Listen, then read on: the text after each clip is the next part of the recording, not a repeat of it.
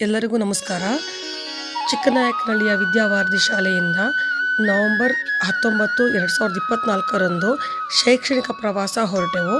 ಆ ಶೈಕ್ಷಣಿಕ ಪ್ರವಾಸದ ಬಗ್ಗೆ ಸ್ವಲ್ಪ ಮಾಹಿತಿಯನ್ನು ತಮ್ಮೊಂದಿಗೆ ಹಂಚಿಕೊಳ್ಳಲು ನಾನು ಇಷ್ಟಪಡುತ್ತೇನೆ. ಮಂಗಳವಾರ ರಾತ್ರಿ 11 ಗಂಟೆಗೆ ಚಿಕ್ಕನಾಯಕನಹಳ್ಳಿಯಿಂದ ಬಿಟ್ಟು ಬೆಳಗ್ಗೆ 5 ಗಂಟೆಗೆ ಧರ್ಮಸ್ಥಳ ತಲುಪಿದೆವು.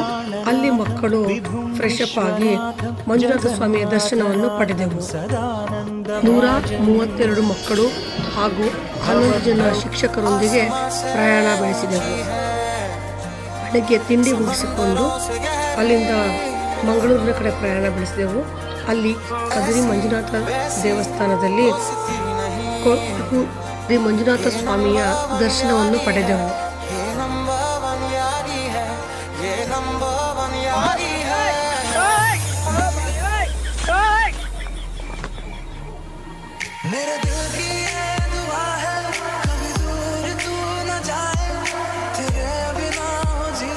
ಚರ್ಚಿಗೆ ಭೇಟಿ ಕೊಟ್ಟು ನಂತರ ಪ್ರಯಾಣವನ್ನು ಪಿಳುಕುಲ ಬಯಾಲಜಿಕಲ್ ಪಾರ್ಕ್ ಕಡೆ ಬೆಳೆಸಿದೆವು. ಇದು ನಿಜವಾಗಿಯೂ ಸಹ ತುಂಬ ಸುಂದರವಾಗಿದೆ. ನಾವು ಹೊರಗೆ 3D ಶೋ ನೋಡಬೇಕು ಅಂತ ಹೇಳಿದರೆ 250ಕ್ಕೂ ಹೆಚ್ಚು ಹಣವನ್ನು ಕೊಟ್ಟು ನೋಡಬೇಕಾಗುತ್ತೆ. ಆದರೆ ಕೇವಲ 200 ರೂಪಾಯಿಗಳಲ್ಲಿ ಇಲ್ಲಿ ಸುಮಾರು ರೀತಿಯ ಅಂದರೆ ಪ್ರಾಣಿಗಳಿರ್ಬೋದು, ಹಾಗೆ ಸೈನ್ಸ್ ಎಕ್ಸ್ಪೆರಿಮೆಂಟ್ಗಳಿರ್ಬೋದು ಹಾಗೂ 3D ಶೋ ತುಂಬಾ ಚೆನ್ನಾಗಿತ್ತು. ಹಾಗಾಗಿ ದಯಮಾಡಿ ಯಾರಾದರೂ ಮಂಗಳೂರಿಗೆ ಹೋಗೋದಿದ್ರೆ ಪಿಳುಕುಲ ಬಯಾಲಜಿಕಲ್ ಪಾರ್ಕನ್ನು ಮಿಸ್ ಮಾಡದೆ ನೋಡಬೇಕಾಗಿದೆ. ಅದು 1 ದಿನದ ಪೂರ್ಣ ಪ್ರೋಗ್ರಾಮ್ ಇರೋದ್ರಿಂದ ಯಾರೂ ಸಹ 1 ಗಂಟೆ ಅಥವಾ 2 ಗಂಟೆಗೆ ಮಾತ್ರ ಖಂಡಿತ ಹೋಗಬೇಡಿ.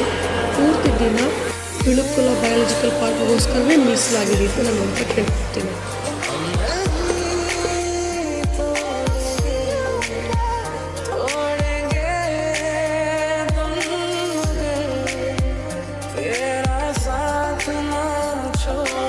ನಿಮ್ಗೆಲ್ಲರಿಗೂ ಕಾಂತಾರ ಮೂವಿ ನೋಡೇ ಇರ್ತೀರ ಅಂದ್ಕೊಳ್ತೀನಿ.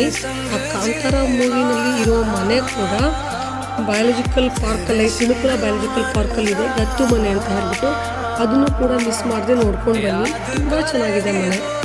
ಅದಾದ ನಂತರ ನಾವು ಮಲ್ಪೆ ರೆಸಾರ್ಟ್ಗೆ ಹೋಗಿ ಅಲ್ಲಿ ಹೋಗಿ ಫೈರ್ ಕ್ಯಾಂಪ್ ಹಾಕ್ಕೊಂಡು ಸ್ವಲ್ಪ ಹೊತ್ತು ಮಕ್ಕಳೆಲ್ಲ ರಿಲ್ಯಾಕ್ಸ್ ಆಗಿ ಊಟ ಮಾಡಿ ಮಲಗಿ ನಂತರ ನಮ್ಮ ಪ್ರಯಾಣ ಮಾರನೇ ದಿನ ಬೆಳಗ್ಗೆ ಮಕ್ಕಳೆಲ್ಲ ತುಂಬ ಚೆನ್ನಾಗಿ ಆಟ ಆಡಿದ್ರು.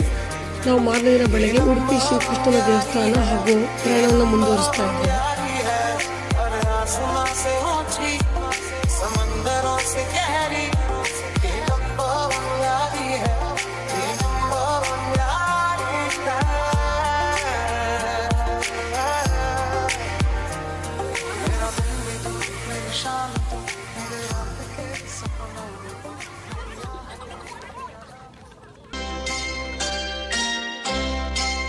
ಮಾರನೇ ದಿನ ನಾವು ಉಡುಪಿ ಶ್ರೀಕೃಷ್ಣ ದೇವಸ್ಥಾನಕ್ಕೆ ಭೇಟಿ ಕೊಟ್ಟೆವು. ಶ್ರೀಕೃಷ್ಣ ದೇವಸ್ಥಾನವಾದ ನಂತರ ಅಲ್ಲಿಯೇ ಪಕ್ಕದಲ್ಲಿದ್ದಂತಹ ಶಿವನ ದೇವಸ್ಥಾನವನ್ನು ಕೂಡ ನೋಡಿಕೊಂಡು ನಂತರ ಪರಶುರಾಮ ದೇವಸ್ಥಾನಕ್ಕೆ ಬಂದೆವು. ಅಲ್ಲಿ ನಮಗೆ ಅರ್ಚಕರು ಆ ದೇವಸ್ಥಾನದ ಮಹತ್ವವನ್ನು ತಿಳಿಸಿಕೊಟ್ಟರು. ನಿಜಕ್ಕೂ ಸಹ ಅಚ್ಚರಿಯಾಯಿತು.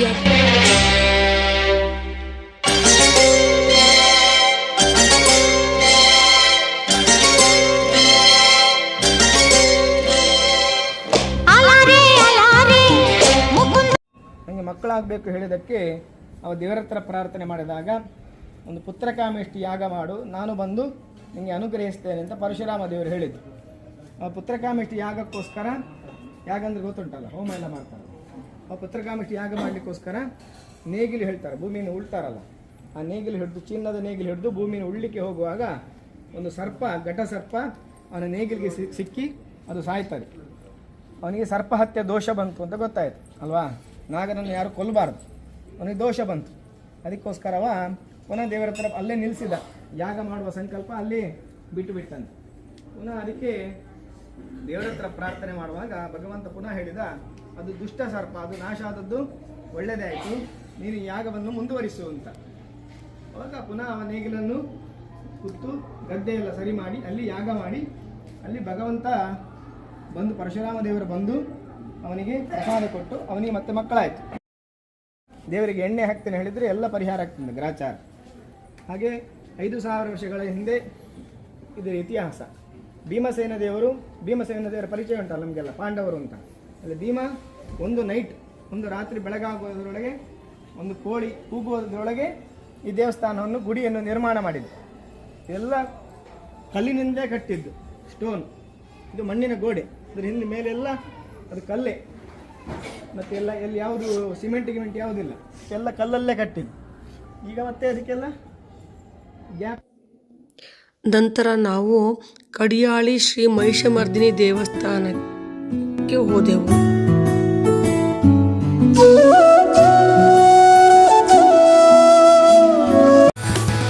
ಮಧ್ಯಾಹ್ನ ರೆಸಾರ್ಟ್ನಲ್ಲಿ ಊಟ ಮುಗಿಸಿ ನಂತರ ಮಲ್ಪೆ ಬೀಚಿನ ಕಡೆ ಮತ್ತು ಸೆಂಟ್ ಮೇರೀಸ್ ಐಲ್ಯಾಂಡ್ಗೆ ನಾವು ಪ್ರಯಾಣವನ್ನು ಬೆಳೆಸಿದೆವು.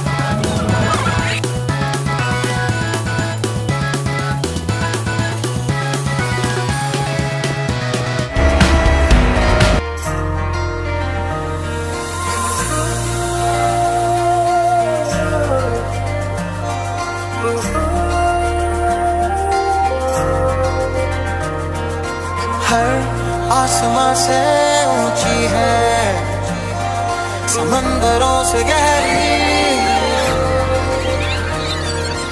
ऐसी वैसी हो सकती नहीं. ಸಂಜೆ ತನಕ ಗೋಕರ್ಣ ಬೀಚ್ನಲ್ಲಿ ಆಟವಾಡಿ ನಂತರ ಸಂಜೆ ಹೋಗಿ ರೆಸಾರ್ಟ್ನಲ್ಲಿ ತಂಗಿ ಬೆಳಿಗ್ಗೆ ಪ್ರಯಾಣ ಮತ್ತೆ ಸ್ಟಾರ್ಟ್ ಆಯಿತು. ಮೊದಲು ನಾವು ಆನೆಗುಡ್ಡ ಗಣಪತಿಯ ದರ್ಶನವನ್ನು ಪಡೆದೆವು. ಕೊಲ್ಲೂರು ಮೂಕಾಂಬಿಕೆ ಹಾಗೂ ಇಡುಗುಂಜಿ ಗಣಪತಿಯ ದರ್ಶನ ಪಡೆದು ನಂತರ ಓಂ ಬೀಚ್ ಕಡೆ ಪ್ರಯಾಣ ಬೆಳೆಸಿದೆವು.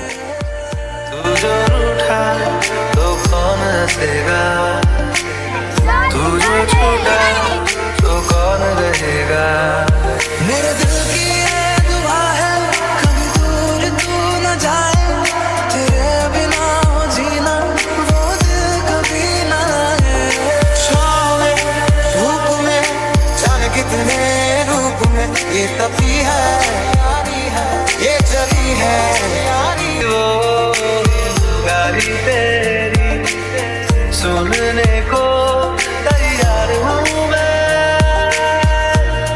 तेरा यार हूँ मैं, तेरा यार हूँ मैं. ये दोस्ती हम नहीं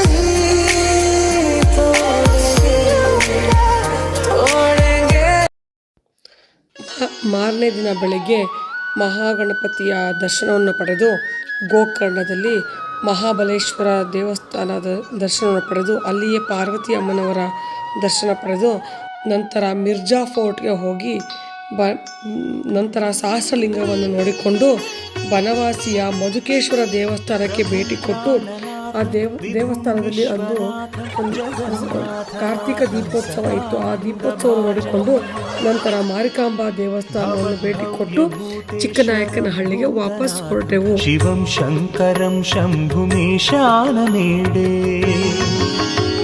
ಗಲೇರುಂಡಮಾಲಂ ತನೌ ಸರ್ಪಜಾಲಂ ಮಹಾಕಾಲಕಾಲಂ ಗಣೇಶಾದಿಪಾಲಂ जटाजूटगङ्गोत्तरङ्गैर्विशालं शिवं शङ्करं शम्भुमीशानमीडे मुदामाकरं मण्डनं मण्डयन्तं महामण्डलं भस्मभूषाधरन्तम् अनादिं ह्यपारं महामोहमारं शिवं शङ्करं शम्भुमीशानमीडे वटाधो निवासं महाट्टाट्टहासं महापापनाशं सदा सुप्रकाशं गिरीशं गणेशं सुरेशं महेशं शिवं शङ्करं शम्भुमीशानमीडे गिरीन्द्रात्मजासं गृहीतार्धदेहं गिरौ संस्थितं सर्वदा सन्निगेहम् परब्रह्म ब्रह्मादिभिर्वन्द्यमानं शिवं शङ्करं शम्भुमीशानमीडे कपालं त्रिशूलं कराभ्यां दधानं पदाम्भोजनं राय कामं ददानम्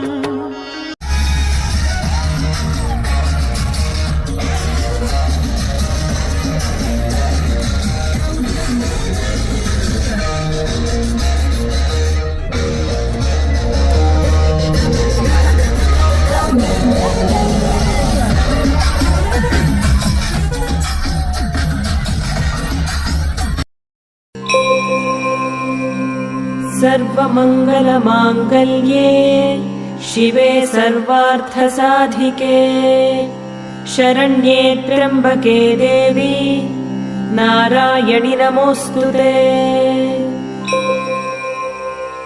अस्य श्रीललिता सहस्रनाम स्तोत्रमाला मन्त्रस्य वशिन्यादिवाग्देवता ऋषयः अनुष्टुप् छन्दः श्रीललिता परमेश्वरी देवता श्रीमद्वाग्भवकूटेति बीजम् मध्यकूटेति शक्तिः शक्तिकूटेति कीलकम् श्रीललिता महात्रिपुरसुन्दरी प्रसादसिद्धिद्वारा चिन्तितफला